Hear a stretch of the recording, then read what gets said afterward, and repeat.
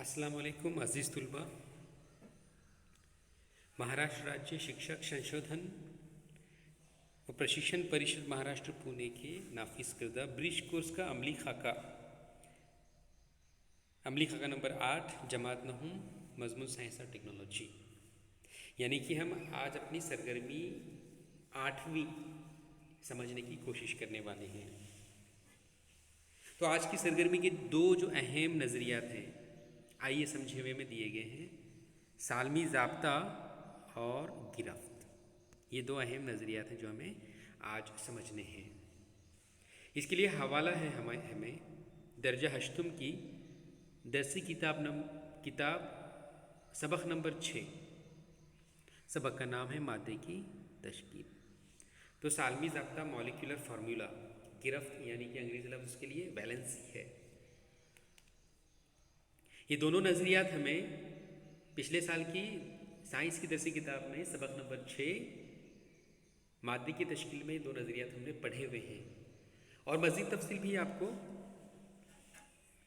वो किताब लेकर के सबक नंबर 6 का मुताला करके ये दो नज़रियात की मज़ीद तफसील आप वहाँ से हासिल करें और मुताला वहाँ पे उस सबक से करें आप।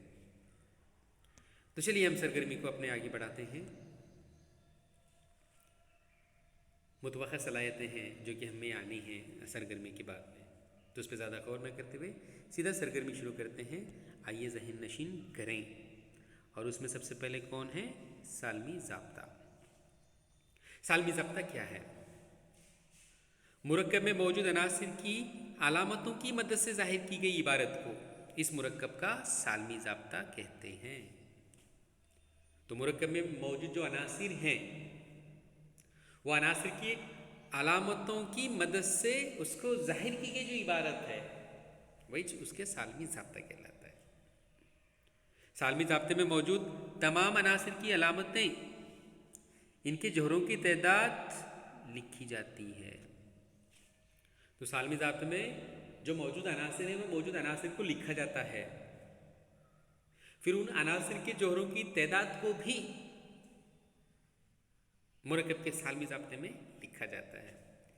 यानी कि सालमी ज़ाब्ते में क्या होता है, उस मुरक्कब में मौजूद अनासिर कौन से हैं ये हमें मालूम होता है, और वो अनासिर के जौहर कितने हैं ये भी उसके सालमी ज़ाब्ते में आमतौर पर लिखा जाता है। सालमी ज़ाब्ते की मदद से हासिल की जाने वाली मालूमात, तो सालमी ज़ाब्ते की मदद से हमें कौन सी मालूमात आमतौर पर हासिल होती है, चलिए देखेंगे। उसके लिए हमको एक टेबल दिया हुआ है जिसमें 4 कॉलम हैं। पहला कॉलम है सालमी ज़ाब्ते से क्या मालूम होता है, दूसरा हमें जो खुशियत मालूम करनी है वो किस तरह मालूम करना है, फिर मिसाल नंबर 1 CH4 यानी कि मीथेन, मिसाल नंबर 2 NH3 यानी कि अमोनिया। तो ये 4 अपने टेबल में 4 कॉलम दिए हुए जिसको हमें समझना है। तो चलिए समझेंगे। तो क्या मालूम होता है? सबसे पहले हमें बुनियादी अनासिर कौन से हैं वो मालूम होता है। अगर हमें सालमी ज़ाब्ता दिया गया है तो सालमी ज़ाब्ते की मदद से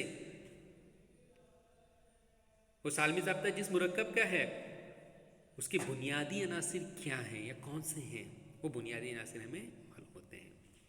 किस तरह मालूम करना है? तो किस तरह मालूम कर होता हुआ हमको सालमी ज़ाब्ते के ज़रिए, उसका जो सालमी ज़ाब्ता दिया गया है सालमी ज़ाब्ते के ज़रिए ही उसमें कौन से उनसर हैं हमको पता लगता है। जैसे कि मिसाल नंबर 1 CH4, ये वाला कॉलम CH4, इधर देखो ये कॉलम CH4 में 2 उनसर हैं, पहला कार्बन दूसरा हाइड्रोजन।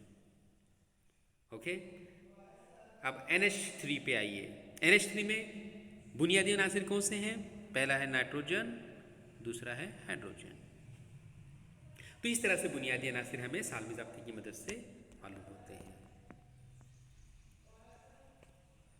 चलिए मज़ीद आगे बढ़ेंगे। क्या मालूम होता है हमें? नंबर 2 क्या मालूम होता है कॉलम में? बुनियादी अनासिर की जोहरों की तादाद। और क्या मालूम होता है हमको? सालमी ज़ाब्ता अगर दिया गया है तो उस मुरक्कब के अंदर बुनियादी अनासिर के जो जोहर हैं उनकी तादाद कितनी है वो भी हमको मालूम होता है। किस तरह मालूम होगा?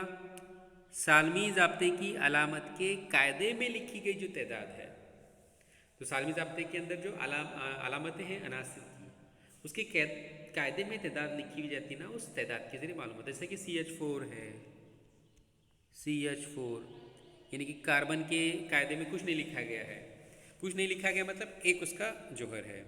फिर दूसरा H4 यानी कि हाइड्रोजन के कायदे में क्या लिखा गया है, 4, यानी कि उसकी जौहर की तादाद कितनी है, 4 है आमतौर पर। ओके, CH4 के ताल्लुक से बात कर रहे हैं अपन।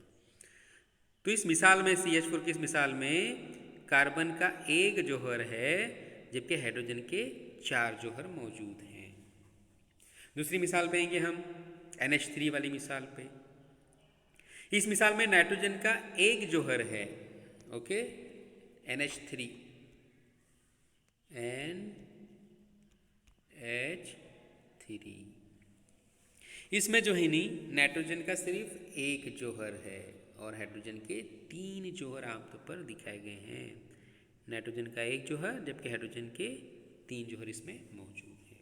तो इस तरह से हमें अगर सालमी ज़ाब्ता दिया गया है तो उसकी मदद से उस सालमी ज़ाब्ते के अंदर जो बुनियादी अनासिर हैं उनके जौहरों की तादाद मालूम होती है। चलिए अब अगला, तीसरी खुशियत जो क्या मालूम होता है कॉलम में दी गई है आमतौर पर, बुनियादी अनासिर की गिरफ्त। अब क्या मालूम होता है हमें, और बुनियादी अनासिर की गिरफ्त मालूम होती है। किस तरह मालूम होगी ये, तो सालमी ज़ाब्ते में मौजूद अलामतों के कायदे में लिखा गया जो अदद है उसकी तिरछी ज़रब करके। तो सालमी ज़ाब्ते में जो अलामतें लिखी हुई हैं अनासिर की, उसके कायदे में जो अदद लिखा गया है, जैसे कि CH4 ये अपने को मिसाल दी हुई है, तो इसके कायदे में कुछ नहीं मतलब एक है, इसके कायदे में हाइड्रोजन के कायदे में 4 लिखा हुआ है। तो इनके कायदे में लिखी गई जो तादाद है, जो अदद लिखा गया है, उस अदद की तिरछी ज़रब करने के बाद में अब मिसाल लेंगे CH4 की हम। तो CH4 में कार्बन की गिरफ्त 1 है जबकि हाइड्रोजन की गिरफ्त 4 होगी। कार्बन की गिरफ्त अगर मालूम करने का होगा तो कार्बन का 1 और इसके 4 यानी कि 4 से हाइड्रोजन के 4 जौहरों से इसकी तिरछी ज़रब करेंगे तो कितना आएगा, 4। तो कार्बन की 4 गिरफ्त है। हाइड्रोजन की जौहर की कार्बन के जौहरों की तादाद के साथ में उसकी तिरछी ज़रब करने का है, तो कार्बन का जौहर सिर्फ एक ही है, तो हाइड्रोजन का एक जौहर का उसके साथ में अगर ज़रब करेंगे तो तिरछी ज़रब करेंगे तो हाइड्रोजन की जो गिरफ्त आएंगी वो 1 आएंगी। चलो उसी तरह से अपन देखेंगे NH3 में। NH3 में नाइट्रोजन की गिरफ्त 3 है, NH3 के अंदर नाइट्रोजन की गिरफ्त 3 है और हाइड्रोजन की जो गिरफ्त आएंगी वो कितनी आएंगी, सिर्फ 1 आएंगी। तिरछी ज़रब करनी है अपन उनके कायदे में लिखे गए अदद की। तो चलिए अब आगे मज़ीद और बढ़ेंगे हम।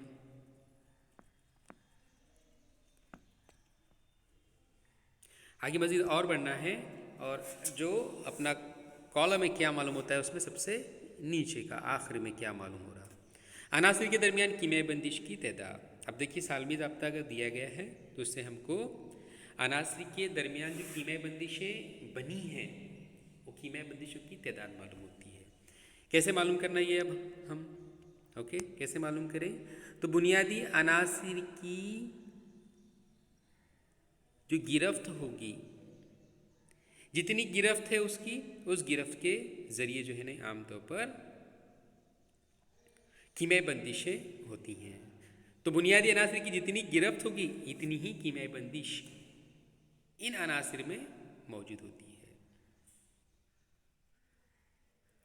चलिए मिसाल देंगे अब चौथे CH4 की मिसाल लेंगे। तो CH4 की गिरफ्त, CH4 में कार्बन की गिरफ्त 4 है, ओके, कार्बन की गिरफ्त कितनी है, 4 है। इसलिए कार्बन में 4 कीमियाई बंदिशें बनती हैं। क्योंकि हाइड्रोजन की गिरफ्त 1 है इसलिए हाइड्रोजन की सिर्फ 1 कीमियाई बंदिश बनती है। आगे बढ़ेंगे मज़ीद, दूसरी मिसाल लेंगे हम NH3 की। NH3 में यानी कि अमोनिया में नाइट्रोजन की गिरफ्त 3 है इसलिए नाइट्रोजन की 3 कीमियाई बंदिशें बनेंगी। हाइड्रोजन की गिरफ्त सिर्फ 1 है इसलिए सिर्फ हाइड्रोजन की जो है ना कीमियाई बंदिश 1 बनेगी। ओके, तो ये है हमारा टेबल, यानी कि टेबल में क्या दिया गया है, सालमी ज़ाब्ता अगर हमको दिया गया तो उसकी मदद से हमें इतनी सारी मालूमात जो है ना हासिल हो सकती। आगे बढ़ेंगे, हम गिरफ्त को देखेंगे। हम गिरफ्त किसे कहते हैं, ये गिरफ्त के ताल्लुक से थोड़ा सा समझेंगे हम।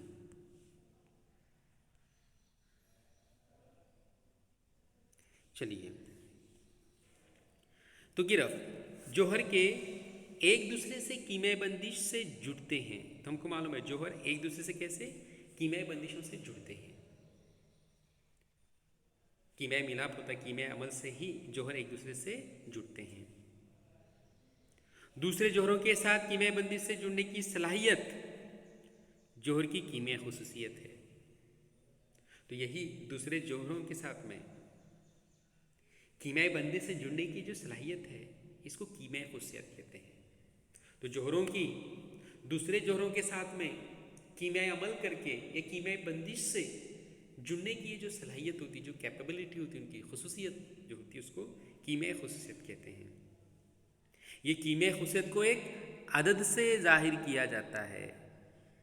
ओके, और वो अदद है गिरफ्त, जिसको अंग्रेजी में वैलेंसी कहते हैं। तो जौहरों के दूसरे जौहरों के साथ में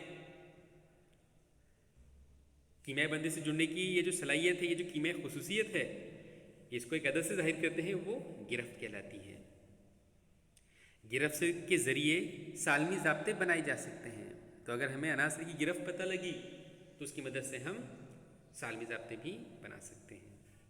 तो हमारी आज की ये जो सरगर्मी है यहाँ पे ख़त्म होती है।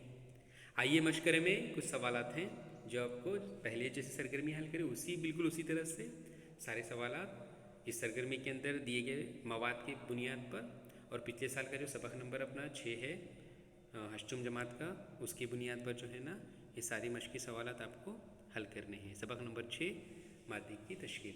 तो यहाँ पे अपन रुकने वाले हैं अभी। तो मश्की के सारे सवालात हल करें, अपने व्हाट्सएप ग्रुप पे उसको फ़ोटो निकाल करके डालें। इस सरगर्मी के ताल्लुक से और भी वीडियोस महाराष्ट्र के और टीचर्स हैं जो माहिर हैं, मुझसे भी माहिर हैं, उन्होंने कुछ वीडियोस बनाए हुए हैं। वो सारे वीडियोस मैंने अपने ब्लॉग पे, कौन सा वाला ब्लॉग, ifo84.blogspot.com पे सारे वीडियोस डाले हुए हैं। आप वहाँ पे जाइए और जो माहिरी टीचर हैं अपने महाराष्ट्र के, उनकी वीडियोस भी देखिए, मेरा वीडियोस भी देखिए ये, और बेहतर से बेहतर करने की कोशिश कीजिए। बाय बाय, अल्लाह हाफिज़।